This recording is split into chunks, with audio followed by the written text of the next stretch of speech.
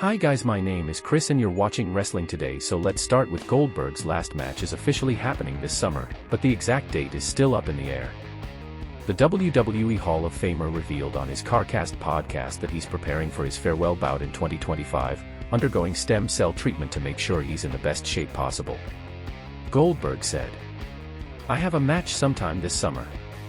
I don't know exactly when it is, but I know it's coming up, and I know at 58 years old I have to be in my underwear in front of everybody, and I hold a very high standard of myself." To get himself ready for his in-ring send-off, Goldberg had to make some major lifestyle changes, cutting out Copenhagen smokeless tobacco and adjusting his diet before the procedure.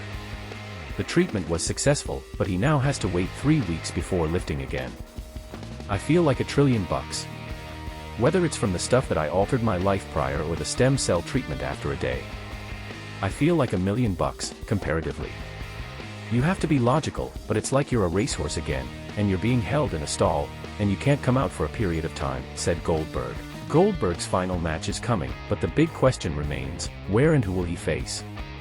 With the WWE Hall of Famer confirming he's stepping back in the ring this summer, fans are already buzzing about potential opponents. Could it be a rematch with a past rival, or will he put over a rising star on his way out? One thing's for sure, when Goldberg's in the ring, it's always a spectacle. Who do you want to see him face in his last match?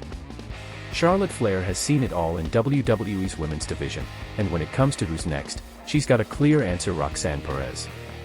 During an Instagram live session on Thursday, Flair was asked who she believes is the future of WWE's women's division, and she didn't hesitate to put the spotlight on Perez. "I was extremely impressed by Roxanne in the Royal Rumble. I think she killed it. So, my vote is Roxanne. She has a really bright future," Flair said. At just 22 years old, Perez has already stacked up an impressive resume, holding both the NXT Women's Championship and ROH Women's Championship. She turned heads at the Royal Rumble, showcasing her speed, agility, and technical skill against some of WWE's biggest stars. After dropping her NXT Women's title to Julia at New Year's Evil, Perez officially made the leap to the main roster and is now set to compete in the Women's Elimination Chamber match against Alexa Bliss, Liv Morgan, Naomi, Bayley, and Bianca Belair. With Flair's endorsement and a prime spot in the Elimination Chamber, all eyes are on Perez to see if she can live up to the hype. Could the prodigy be the next top star in WWE?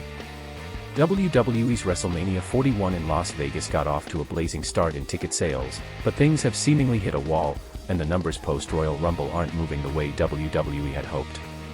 According to Billy Botti on the Wrestling Informer podcast earlier this week, WWE has struggled to move additional tickets since Jay won the Royal Rumble.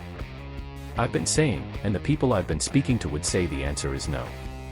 That is echoed by ticket sales at the moment because, since the Royal Rumble, I can report that WWE has sold fewer than 500 additional tickets." Botti explained that WWE set up their ticketing strategy in 3 configurations, gradually expanding capacity if demand justified it.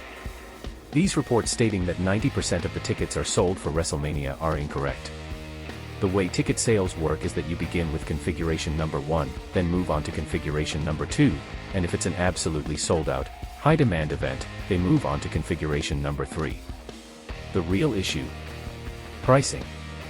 WWE has publicly acknowledged they're overpricing seats and are more focused on record-breaking revenue than opening more sections. WWE has openly admitted they are overpricing tickets, constantly telling fans on every show that they're breaking records by charging higher prices rather than opening up more seats. They aren't ashamed to brag about it either. Botti believes the only way WWE reaches their max capacity is by dropping prices, something the company is reluctant to do. "The only way I see them achieving that at the moment is by discounting these ridiculous ticket prices." Right now, WWE is stuck in a tough spot. The early hype secured huge dual-night ticket sales and solid individual numbers, but the remaining seats aren't moving. With WrestleMania just weeks away, can WWE turn things around and hit its goal, or are fans putting their foot down on overpriced tickets? Thanks guys for watching, and don't forget to like and subscribe.